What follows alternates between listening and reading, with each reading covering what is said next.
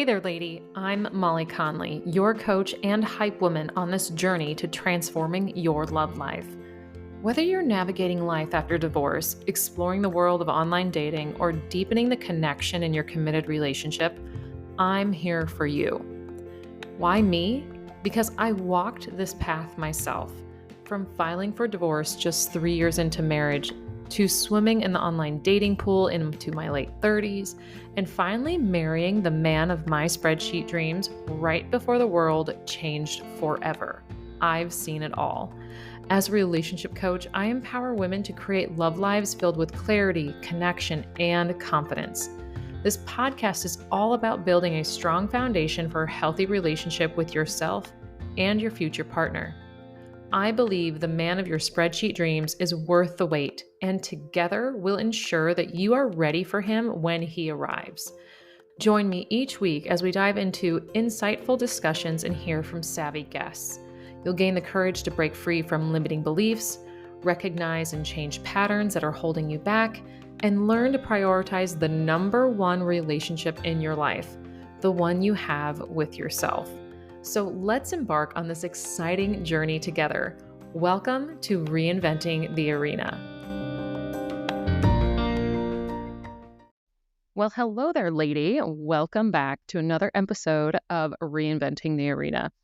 If this is your first time joining me, I am so happy that you're here. Before we get started, make sure to subscribe or follow the podcast so that you never miss an episode.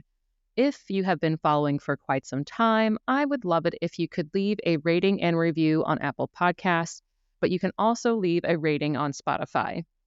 Now, I have been planning this topic, to be honest with you, for like a few weeks, maybe even a few months. And it's a mixture of authenticity and attachment styles. If you haven't read the book Attached, The New Science of Adult Attachment and How It Can Help You Find and Keep Love, I highly recommend it. I will include a link of it in the show notes. It was one of the first books I read during my self-improvement journey back in 2016. At the time, I was extremely burnt out. I had so many health issues that it made me really concerned about where I was going in my life, because I was not only burned out with my career, but like I said, I was burned out with my health. And honestly, I was even burnt out and had given up on love. I was trying to read as many self-help books as possible to learn more about myself while I was still going to a therapist to help with my career burnout. Little did I know that this book was going to fall into my lap and help me realize where I was in all of my relationships. So today I'm going to cover some of the basics and high level of the 3 attachment styles. But then I will throw in a twist of learning about becoming your authentic self, no matter which attachment style you're in right now. So the book Attached was written in 2010 by Dr. Amir Levine and Rachel Heller. Dr. Levine is a psychiatrist and a neuroscientist who has his own private practice in New York City, and he graduated from the residency program in New York Presbyterian Hospital and Columbia University. Rachel Heller has a master's degree in social organizational psychology from Columbia University, and she's a corporate consultant for several management firms. So even though today we take attachment styles as, labels to place onto ourselves, all of this is theory. Numerous people have researched the topic and have been able to expand the depth and even showcase an additional attachment style. Overall, it is a constantly evolving field of theory of attachment. Most of the time you hear people talk about attachment styles coming from our relationships with our parents, but attachment theory research states that it's in the combination with our upbringing and experiences that we've had as an adult, not only through the romantic lens. Before I share the characteristics of each style, there's one statement within the book that really caught my eye when I first read it, and here it is. It's not impossible for someone to change his or her attachment style. On average, 1 in 4 people do so over a 4-year period. Most people are unaware of the issue, so these changes happen without them ever knowing they have occurred or why. End quote. From my personal experience after reading other articles or information about attachment styles and attachment theory, you can move through the attachment styles of anxious and avoidant and move into secure attachment, as well as someone who has a secure attachment style can at times flow into the anxious or avoidant styles depending on what they're experiencing in their adult relationships, including their adult romantic relationships.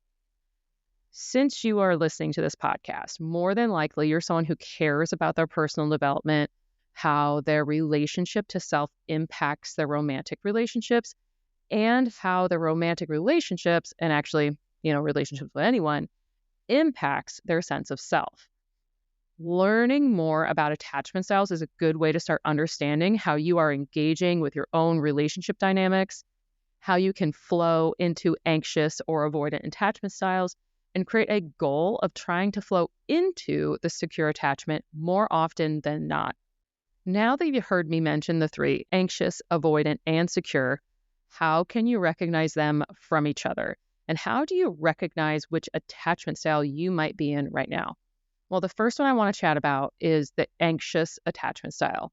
Sometimes this is called the anxious preoccupied attachment. These are people who often seek and desire high levels of intimacy. They need approval and validation in numerous ways from other people. They often see themselves as not being valued, or they may feel abandoned quite often.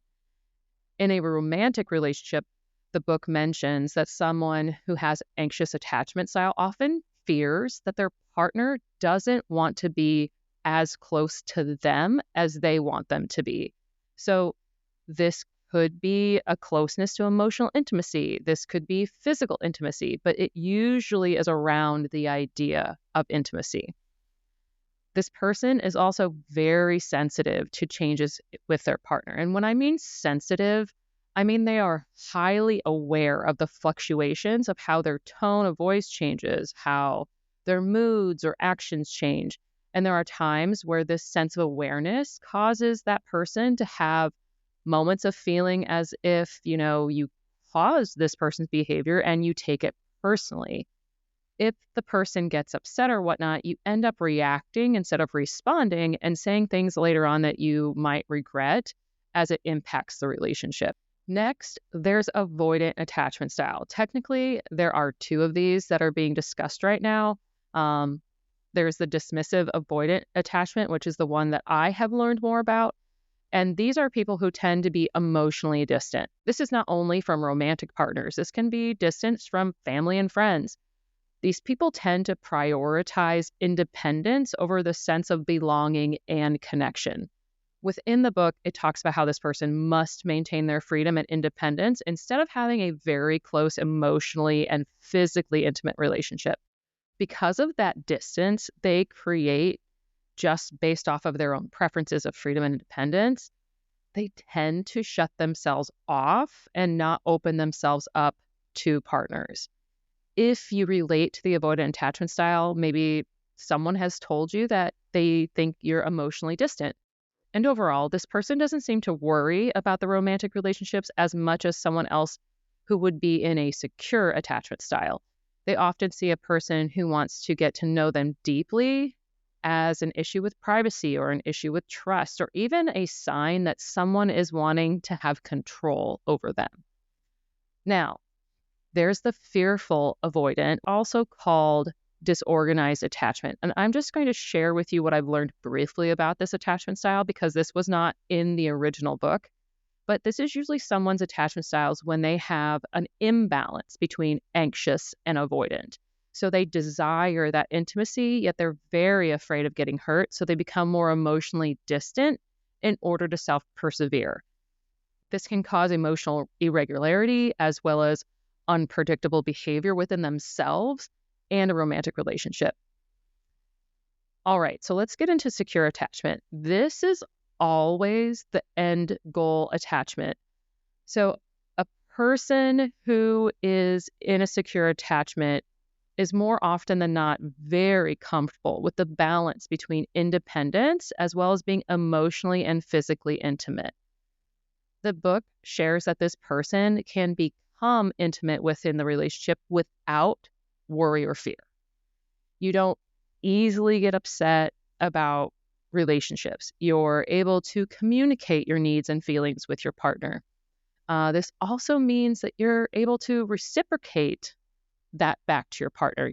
You practice active listening, you understand empathy and compassion, and you're able to problem solve as a team with your partner. Now that I've shared these attachment styles with you, maybe you're able to recall a time where you've been in a relationship and you've been showing up as avoidant, or maybe you realize that you're predominantly anxious. Know that this is completely normal to move from one end to the other as you continue to do your inner work and really figure out what you want for yourself. In the last decade, I realized I often fell into the anxious attachment style in my relationships. I constantly worried about where I stood with my partners and whether or not they truly cared about me. I always tried my hardest to see the best in the people I dated. I gave them the benefit of the doubt more often than necessary. I would also put them on pedestals while shrinking myself to fit into whatever mold or box I thought they wanted me to be in. My sense of self-worth became tied to these relationships, and I clung to the belief that I needed to stay in these relationships to feel loved. Being stuck in the anxious attachment style came with many limiting beliefs, and I see this a lot with my clients. These limiting beliefs that come up that time is running out, I need to hurry up and find a partner, or thoughts like, no one will love me, so I have to stay with this person, or I'm only compatible with a few people, so I might as well stay, not only affected me, but has affected my clients. So for me, I feared that starting over for some of these would be too difficult, so I would settle for less than I deserved, and I trapped myself in unhealthy patterns for quite some time. As I began to work on myself and I applied my 4 areas of self-transformation, I noticed a shift. And that shift was moving into the avoidant attachment style. This phase gave me a fierce sense of independence and a solid boundary system, which in the beginning felt really empowering, right? However, it also kept me really emotionally distant, and I became overly focused on protecting myself.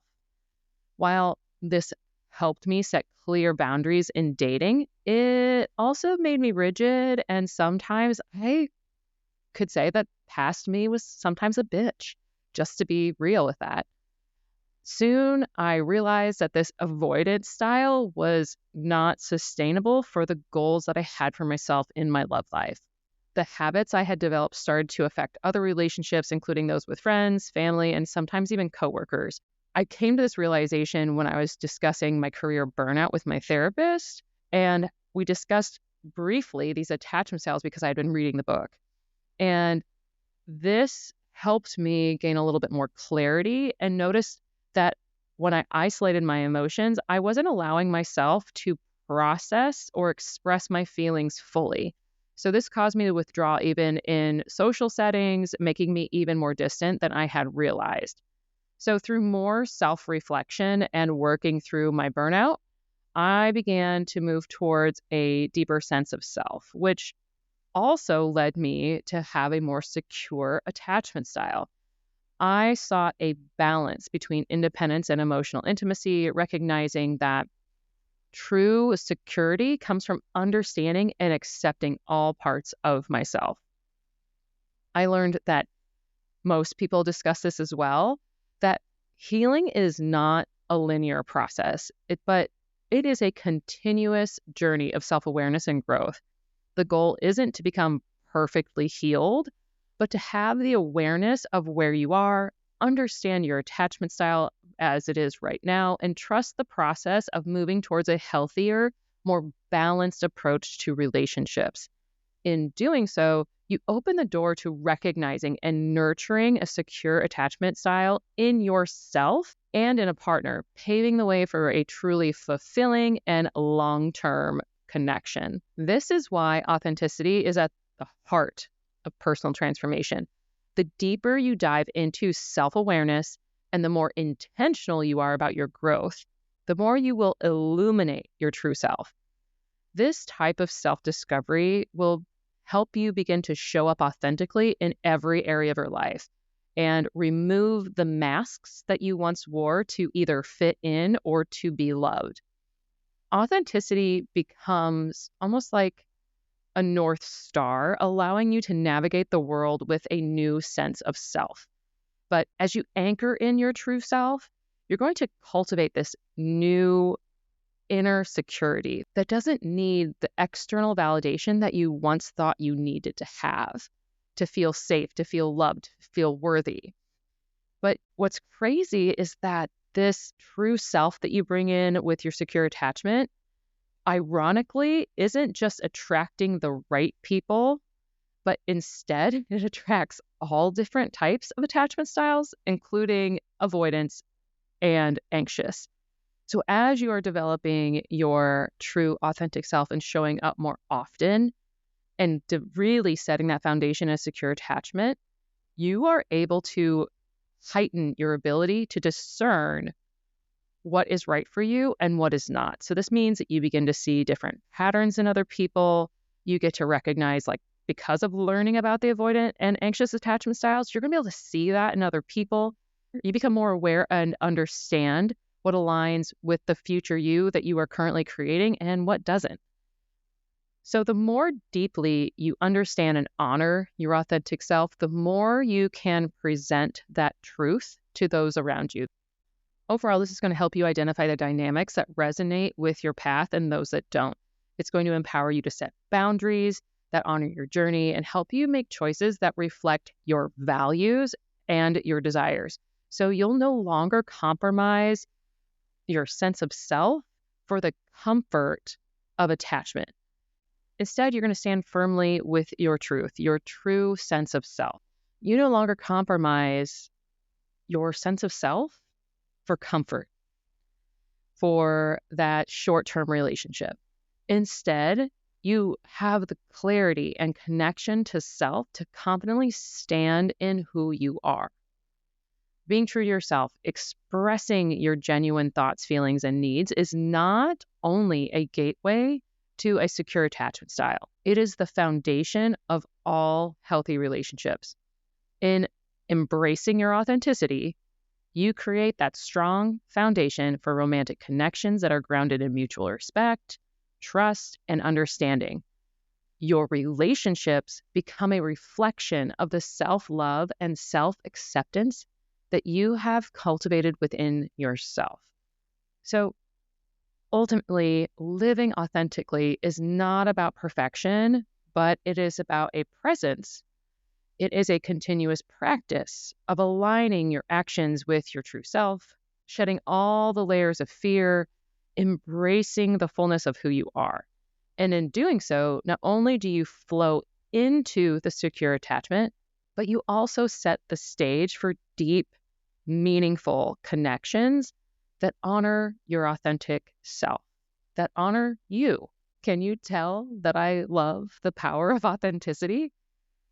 If you desire a deeper connection with your sense of self, want to expand your self-confidence and gain the clarity of what you need and want in a relationship, book a 30-minute call to see if coaching would be a good fit for you right now.